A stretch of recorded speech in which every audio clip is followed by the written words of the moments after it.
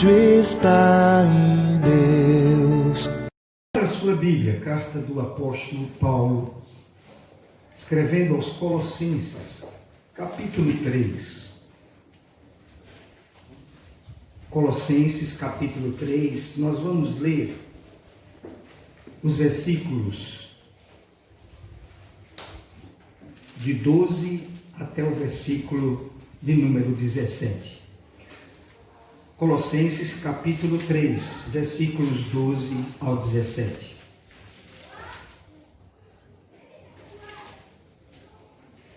Assim diz a palavra do Senhor. Todos acharam? Amém.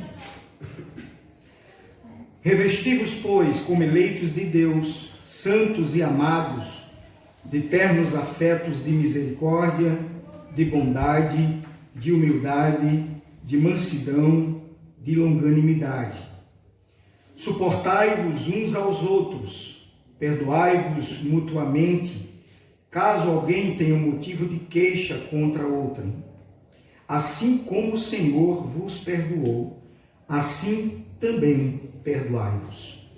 Acima de tudo isto, porém, esteja o amor, que é o vínculo da perfeição.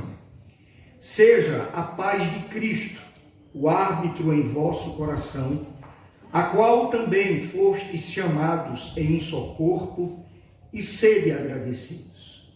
Habite ricamente em vós a palavra de Cristo, instrui-vos e aconselhai-vos mutuamente em toda a sabedoria, louvando a Deus com salmos e hinos e cânticos espirituais com gratidão em vosso coração. E tudo o que fizerdes, seja em palavra, seja em ação, fazei-o em nome do Senhor Jesus, dando por ele graças a Deus Pai. Amém? Amém. Senhor, ser misericordioso conosco, especialmente nessa hora em que lemos a Tua palavra esta que é viva, poderosa, eficaz, e essa palavra não volta vazia, mas faz conforme o Teu querer. E nesta hora pedimos a iluminação e o discernimento do Teu Espírito Santo para que entendamos o que acabamos de ler e possamos guardar no nosso coração, e não somente guardar, mas viver na nossa vida cotidiana, na nossa vida prática, aquilo que o Senhor nos dá como doutrinamento, como regra de fé e como regra de prática. Ajuda-nos a compreender os Teus desígnios para conosco. Coloca no nosso coração essa verdade eterna e que possamos, Senhor, ao sairmos deste lugar, ser instrumento de bênção na vida dos outros. Sê conosco. Em nome de Jesus, assim nós te oramos e te agradecemos através dele, Jesus Cristo, o que vive e o que reina para todos sempre. Amém. Amém. Queridos, especialmente essa carta do apóstolo Paulo aos Colossenses, é uma carta que ele escreve à igreja que está na cidade de Colosso, uma cidade importante no tempo do apóstolo Paulo, uma cidade da região da Frígia, da Ásia Menor, que hoje compreende a Turquia e outros países ali circunvizinhos da Ásia. Paulo escreve a essa igreja a qual ele não visitou, ele não foi lá fundar essa igreja, mas a palavra de Deus nos afirma, através do livro de Atos, que um homem chamado Epáfras possivelmente escutou a voz da pregação do Evangelho através da vida do apóstolo Paulo na cidade de Éfeso, e tocado pelo Espírito Santo foi chamado à conversão, foi remido dos seus pecados, teve a vida transformada, e agora Epáfras ele volta para a cidade de Colosso, uma importante cidade com porto, com uma população pungente, com um comércio muito bom. E Epáfras começa a evangelizar o seu povo, a sua cidade. E aí, essa igreja na cidade de Colosso, ela é fundada através da pregação de Epáfras. A pregação de um homem que foi tocado pelo Senhor Jesus, foi chamado para ser pregador do Evangelho, e assim se forma aquela igreja na cidade de Colossos, uma igreja que é formada por judeus convertidos, uma igreja que é formada por gentios também, gente de toda a denominação e daquela região, e aquela igreja começa a crescer e fazer diferença naquele lugar. Paulo, quando escreve essa carta, ele está preso na cidade de Roma e recebe a visita desse homem, desse missionário, desse ministro de Deus, desse pastor de ovelhas chamado Epáfras.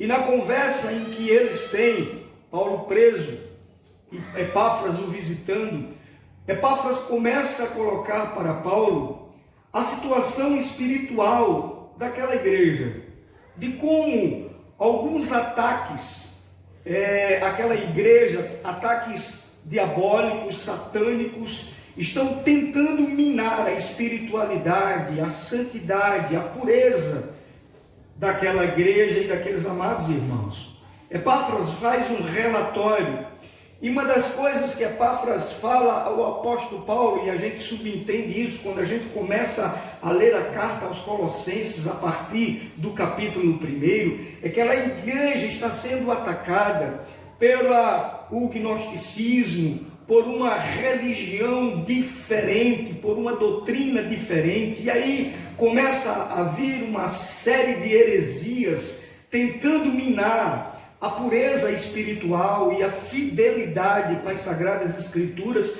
daqueles irmãos ali na cidade de Colosso. Epáfras relata, por exemplo, que naquele lugar alguns irmãos estão duvidando da pureza da palavra de Deus. Alguns irmãos estão com tendência a absorver alguns costumes pagãos.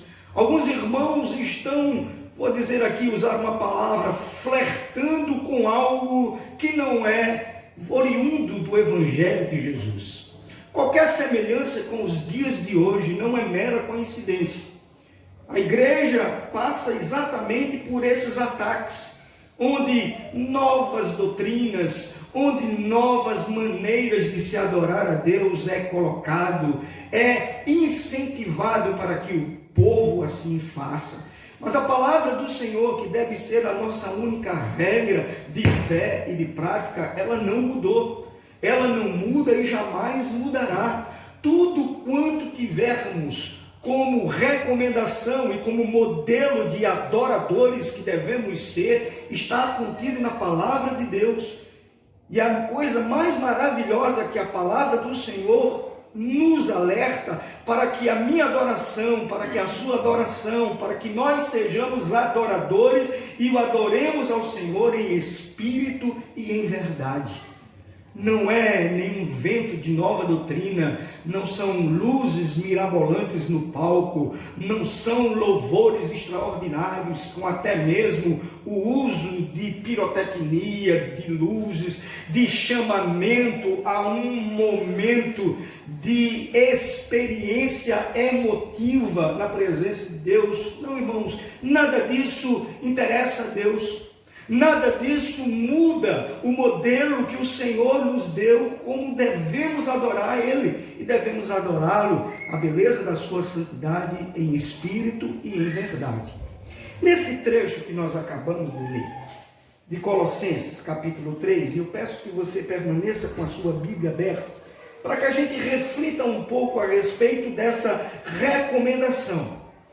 Colossenses é uma carta doutrinária, é uma carta onde o apóstolo Paulo vai exortar aqueles irmãos a permanecerem na fé. Paulo vai falar muito bem dessa igreja, e Paulo vai destacar que essa igreja, a marca maior dessa igreja, é o amor que eles sentem um pelo outro. Esse relacionamento fraterno, esse amor para com eles, entre eles, é algo que Paulo manifesta a sua gratidão a Deus pelo comportamento e pela vida comunitária desses irmãos. E Paulo diz: olha, desde o dia em que recebi notícias ao vosso respeito, desde o dia em que ouvi falar a respeito de vocês, eu não cesso de agradecer a Deus pela vida de vocês. O amor entre aqueles irmãos era a marca daquela igreja. A comunhão entre os irmãos, a fraternidade entre aqueles irmãos era algo tão visível e tão maravilhoso aos olhos do apóstolo Paulo que ele relata isso. Agora, observe, Paulo vai doutrinar essa igreja, ele vai falar da união com Cristo glorificado, ele vai falar de termos obediência para com a palavra do Senhor, ele vai falar de coisas pertinentes ao comportamento e à vida cotidiana daquela igreja.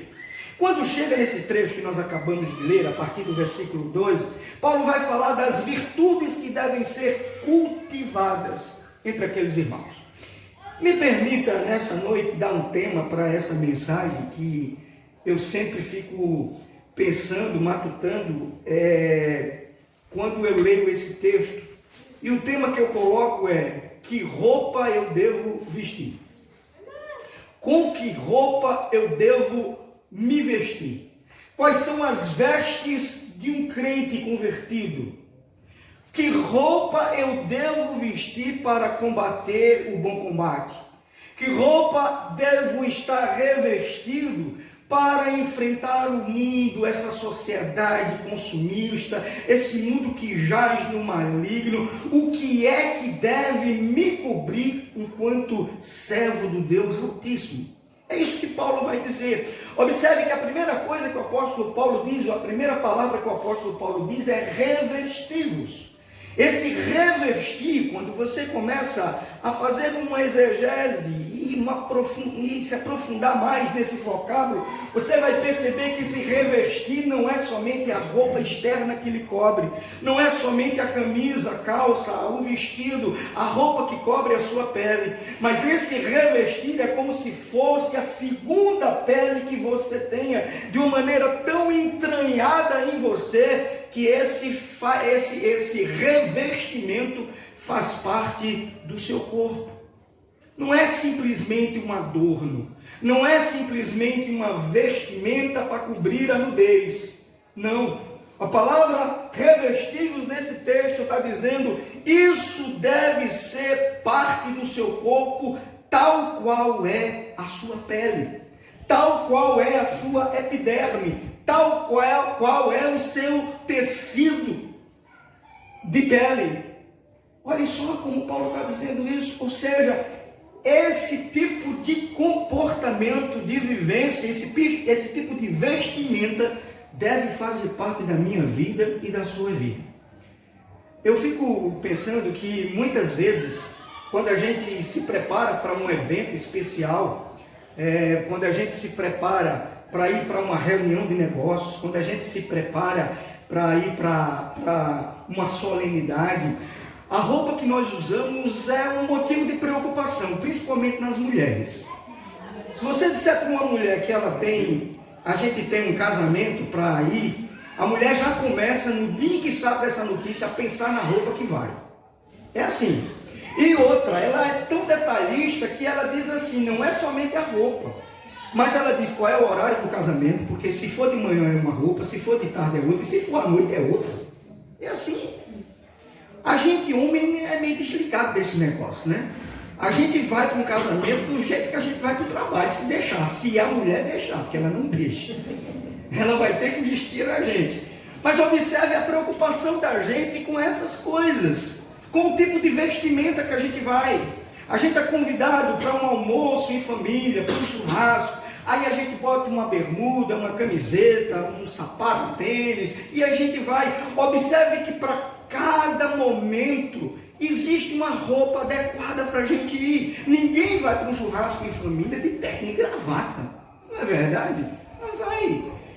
Para cada ocasião existe uma roupagem, uma vestimenta apropriada. O apóstolo Paulo aqui está dizendo assim: a nossa vida, a vida com Cristo, a nossa vida prática, o nosso viver cotidiano tem que ser revestido dessas coisas, dessas vestimentas que ele vai relatar aqui abaixo. E isso não deve ser usado apenas em ocasiões esporádicas, mas deve fazer parte da nossa vida por um todo. Todos os dias. Observe o que Paulo diz no versículo 12. Que tipo de vestimenta é esse? Paulo começa dizendo que nós somos eleitos de Deus, e isso faz uma diferença muito grande. Se somos eleitos de Deus, nós temos como dono o Senhor, nosso Deus. Nós não somos qualquer pessoa. Nós fomos chamados pelo Senhor, e antes mesmo da fundação do mundo, eleitos por Ele, predestinados para a vida eterna. Somos povo de Deus, fazemos parte do seu rebanho. Então, como tal, eleito de Deus, como pessoas eleitas do Senhor Deus, nós não podemos viver de qualquer forma. Somos filhos do Rei. Nós precisamos ser o bom perfume de Cristo, assim como Paulo nos diz. Observe que ele diz: nós somos eleitos de Deus, santos e amados. E aí ele começa a falar de ternos afetos de misericórdia, de bondade, de humildade, de mansidão, de longanimidade. Se você observar, isso são frutos, características do fruto do Espírito Santo de Deus, conforme é relatado em Gálatas.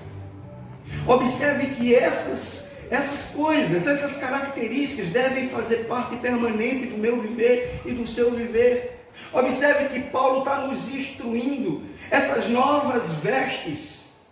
É como se ele estivesse pegando outros escritos dele, mas me vem agora aquela afirmação onde Paulo diz que nós não somos mais o que éramos antes, nós somos novas criaturas em Cristo Jesus. Houve uma mudança completa no nosso ser, no nosso entendimento, na maneira como lidamos com o outro, na maneira como nos comportamos. E agora essas vestimentas devem necessariamente fazer parte da nossa vida. Mansidão, bondade, misericórdia, humildade. Mas eu gosto desse termo que Paulo diz assim, quando ele trata da comunhão da gente, da comunhão fraterna. Ele diz: a gente está envolvido de ternos afetos de misericórdia. Eu fiquei pensando um dia desses sobre essa frase do apóstolo Paulo, a profundidade dessa palavra. Ternos afetos de misericórdia é como se eu e você estivéssemos entranhados no mesmo sentimento. O amor é o que nos une. A característica da igreja na cidade de Colossos é exatamente essa marca maior, que é o amor existente entre aqueles irmãos. Queridos, como é bom observar uma igreja que os irmãos se amam. Como é bom identificar numa igreja essa marca do Senhor Jesus entre os irmãos. Ternos afetos de misericórdia. Eu estou tão envolvido com você, através de Jesus Cristo, que nada nos abala. Que nada deve abalar o meu relacionamento com o meu irmão. Eu devo exercer na minha vida prática todas essas características que são frutos do Espírito Santo: a mansidão, a longanimidade, a bondade, a misericórdia para com o outro. São vestimentas, irmãos, fundamentais, essenciais, imprescindíveis na nossa vida. Paulo continua dizendo, quando aí ele volta a falar do relacionamento entre os irmãos.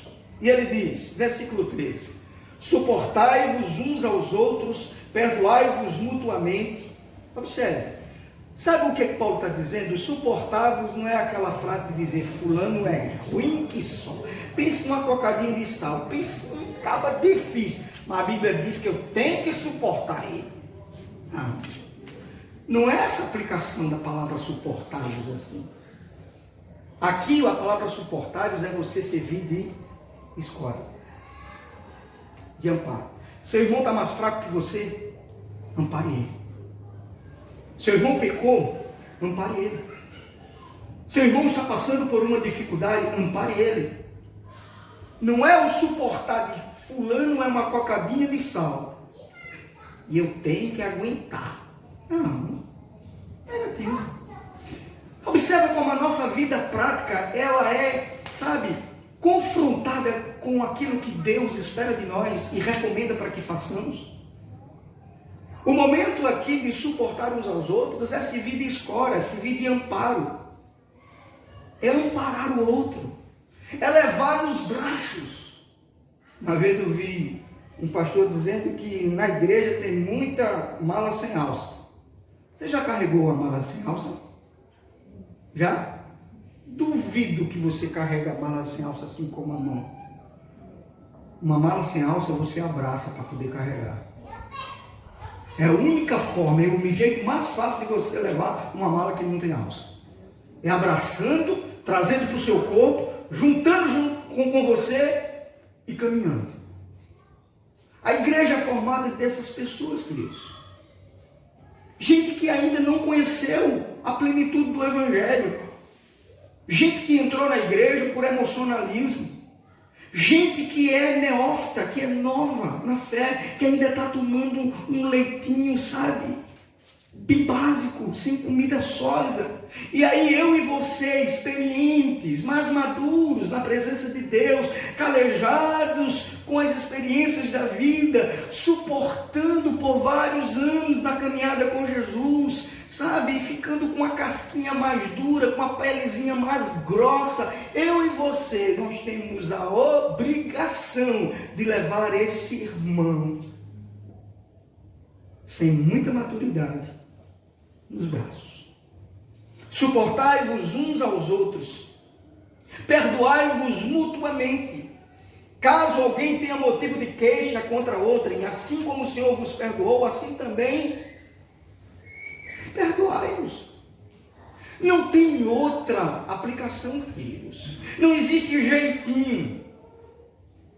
Não existe aquela coisa de deixar para depois, de colocar para debaixo do tapete. Deixa a vida me levar. Não. Foi ofendido, ofendeu, está em litígio, está com problema. Conversa com o irmão, chama o irmão, meu irmão, em nome de Jesus, eu quero envergonhar o inimigo, eu quero envergonhar Satanás, eu quero pedir perdão a você na autoridade do nome de Jesus, e me perdoe também, e vamos continuar vivendo o evangelho da graça. É assim. Não tem depois de amanhã, fulano me machucou, fulano me feriu, ixi, eu estou de um jeito que não quero nem ir para a igreja para não ver a cara de fulano. Isso é misericórdia. Quero dizer para você que irmãos brigam. Você teve irmão? Tem irmão? Quero ver uma família em que o irmão não discutiu com o outro. Nós somos seres com o coração inclinado para o mal, para o pecado. E aí o inimigo se aproveita muito das nossas fraquezas e nós damos brecha para a atuação dele na vida da gente. E aí começa uma intriga, uma desavença entre irmãos por conta de um pensamento diferente, sabe? Por conta de um negócio mal realizado. Aí cria no coração aquilo que a Bíblia vai chamar de raízes de amargura. No primeiro momento a sua tristeza é com o irmão, no segundo momento a sua tristeza vai ser com Deus. E no terceiro momento você vai estar tão frio, com a consciência tão cauterizada, que você vai esquecer o significado da palavra perdão. E o perdão na sua forma mais sublime, que é o perdão de Deus, através de Jesus por nós. Paulo continua, queridos, no versículo 14, dizendo que acima de tudo isso, porém, esteja o amor, que é o vínculo da perfeição. Observe como Paulo diz isso. Eu queria dizer uma coisa para você, que amor, ele é um sentimento, sim, mas eu sempre vi que amor é comportamento. O amor, ele se define e ele se apresenta através do meu e do seu comportamento. Não basta você dizer à sua esposa todos os dias de manhã que ama ela e fazer aquilo que elas não gostam. Não basta você dizer para seu esposo que ama ele hoje e para todo sempre, se você faz algumas coisas que desagradam e prejudicam o relacionamento conjugal. E antes que você pense que eu estou falando de submissão ou de autoridade, eu não estou falando nada disso. Eu estou falando que o amor exige de nós comportamento. O amor ao Senhor exige de nós um comportamento diferente daquilo que o mundo ensina para a gente. Tem muita gente que entra na igreja com medo do inferno. Tem muita gente que morre de medo de pecar por causa da disciplina na igreja, da exposição pública do nome dele no meio da igreja, da sua disciplina, do afastamento dele aos cultos da igreja. Esse não deveria ser o medo que dominasse o nosso ser e nosso coração. O temor ao Senhor é o princípio da sabedoria, porque o pecado, e eu temo o pecado, e eu morro de medo de pecar, eu tenho medo de pecar, porque eu vou desagradar a Deus. Porque o amor que Ele me deu, eu preciso demonstrar para Ele com o meu comportamento, com a minha vida, com a minha linguagem, com o meu pensamento, o quanto eu amo a Jesus, o meu Salvador. Isso é que deve permear a cabeça da gente. Medo de ir para o inferno não quer dizer que você esteja salvo. Você sabia que o diabo conhece a palavra de Deus, já usou inclusive para Jesus? E o diabo não somente sabe, mas ele também teme ao Senhor.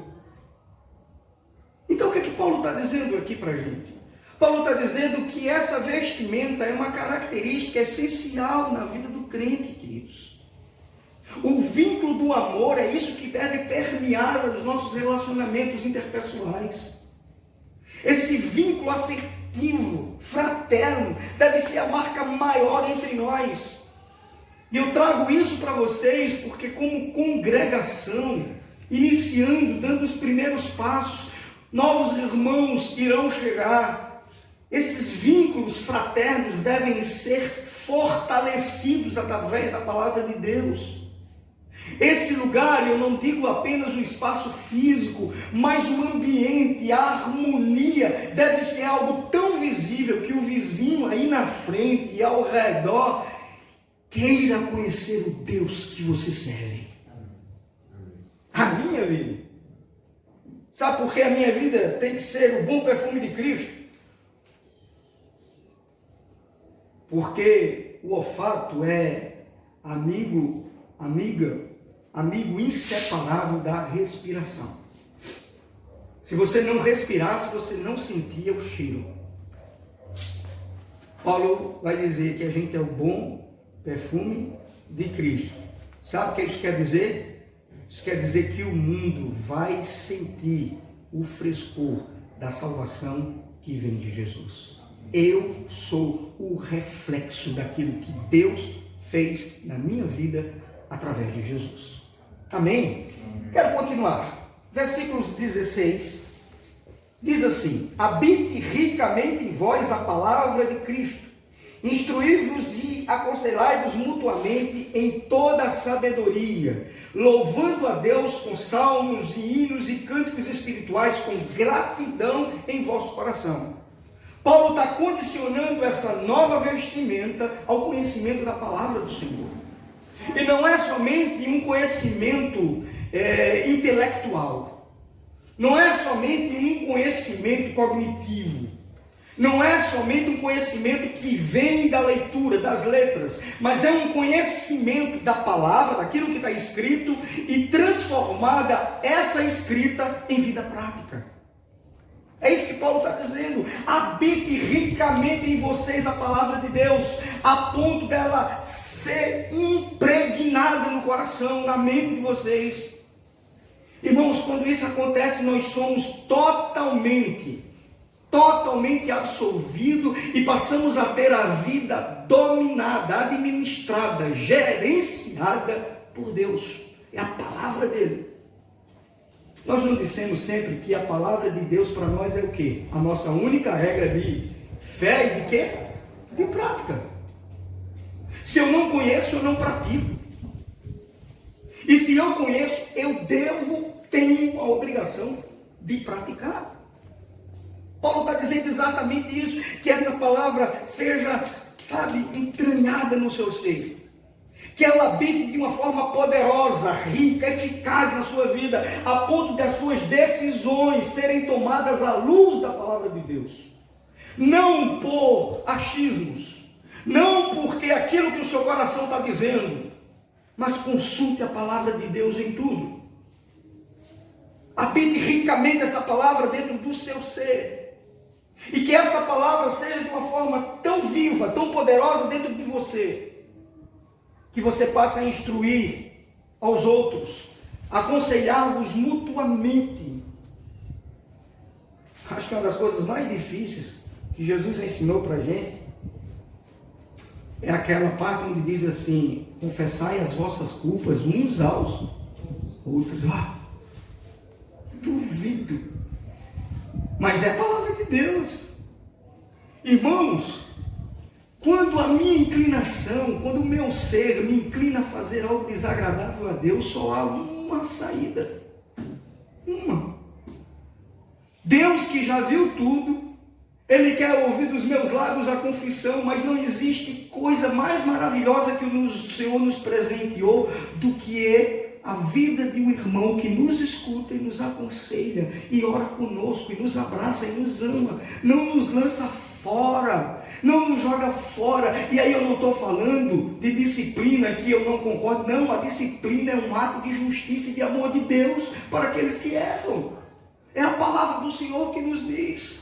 Mas não é somente a letra, não é somente o ato. Depois disso, e isso deve ser uma forma também do exercício de misericórdia e de amor aos disciplinados, aos que erram, serem disciplinados e punidos conforme a palavra de Deus. É um ato de amor também para com essas pessoas, mas não é somente discipliná-las, afastá-las do rol de membro e deixar a sua própria sorte, não, mas é dizer: meu irmão, você errou, mas bendito seja o nome do Senhor, e eu quero me colocar como instrumento de bênção para trazer você de volta, para você se reconciliar com Jesus, para você se reconciliar com a igreja do Senhor. É esse amor que deve permear a nossa vida, queridos. É esse tipo de amor que deve nos guardar. Por último, queridos, versículo de número 17. E tudo o que fizerdes, seja em palavra, seja em ação, fazei-o em nome do Senhor Jesus, dando por ele graças a Deus Pai. Tudo que você fizer, seja em casa, no trabalho, na igreja, na escola, na faculdade, faça isso para glorificar o nome de Jesus. Eu tenho uma experiência muito marcante no seminário com um professor meu de teologia sistemática, chamado Jorge Nota, reverendo Jorge Nota. Era pastor na igreja presbiteriana de João Pessoa e era meu professor no seminário presbiteriano do Norte. E uma certa vez, a gente falando sobre isso, fazer as coisas a fim de que o Senhor seja glorificado através da vida da gente, e fazer as coisas de forma grata ao Senhor por tudo quanto Ele tem nos dado. Ele contou uma experiência que ele teve, que ele desejava muito ter uma cabine dupla, um carro, uma caminhonete cabine dupla. E naquela época, a cabine dupla que ele queria era aquela da Chevrolet, a gente chamava de S10, se não me engano. E ele queria tanto aquele carro, queria tanto que um dia ele acordou, sem dizer nada para a esposa, foi para a concessionária e disse: eu vou comprar um carro para mim, vou comprar uma caminhonete, porque é meu sonho de consumo, é minha realização. Tinha dinheiro, tinha condições, chegou na concessionária, viu uma caminhonete linda, e ele disse: é esse o carro que Deus vai me dar, é esse o carro que eu preciso, é esse o carro que eu quero ter. Deus vai brindar o meu esforço com esse carro. Afinal de contas, eu mereço um carro desse. Tenho dinheiro que é fruto do meu trabalho, tudo. Falando com o vendedor entusiasmado, empolgado, convidou ele, pegou a chave, deu para ele, disse: por favor, senhor, pode entrar, o carro é seu. Diz que ele abriu a porta, aquele cheirinho de carro novo, que ninguém nunca inventou na vida, um perfume de carro, um aerosol para purificar, para odorizar o carro com aquele perfume de carro novo. Acho que somente carro novo tem, não tem jeito. E aquele cheiro entrou nas narinas dele e disse: rapaz, que carro! E quando ele bota a chave na ignição, um motorzão potente que ele liga, aí ele, do nada, vem uma mensagem assim na cabeça dele, no pensamento dele. Quando ele liga o carro, que ele se sente o cara, dono daquele carro, aí vem uma pergunta para ele: isso vai agradar a Deus? Isso vai glorificar o nome de Deus na sua vida? Deus vai ser exaltado na compra desse carro? Diz que ele parou e pensou e ficou pensando assim, disse: rapaz, eu estou comprando esse carro por vaidade, eu estou comprando esse carro, sabe, para satisfazer um desejo que eu tenho. Eu tenho um carro bom, eu não preciso de uma caminhonete, eu estou querendo esse carro para satisfazer o meu coração. E se eu estou querendo fazer as coisas para que o meu coração fique tranquilo, e eu conquiste as coisas para acalmar o desejo do meu coração e para me sentir satisfeito, realizado com o desejo que tenho, isso não vai glorificar o nome de Deus. E ele dizia para a gente, ele tomou a decisão mais certa. Pegou a chave, devolveu para o vendedor e disse: muito obrigado, mas Deus falou ao meu coração, eu não posso ter esse carro. Jamais, até hoje, ele nunca comprou uma caminhonete.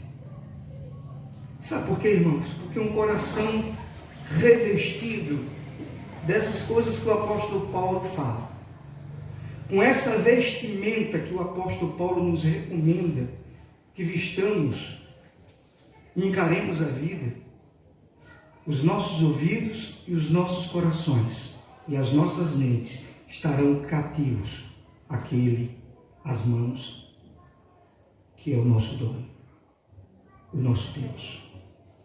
Revestivos, pois, de tudo isso, em nome de Jesus. Curva a sua cabeça, feche seus olhos. Convidar o Caio já para vir aqui. Oh Deus, muito obrigado por tua palavra, Senhor.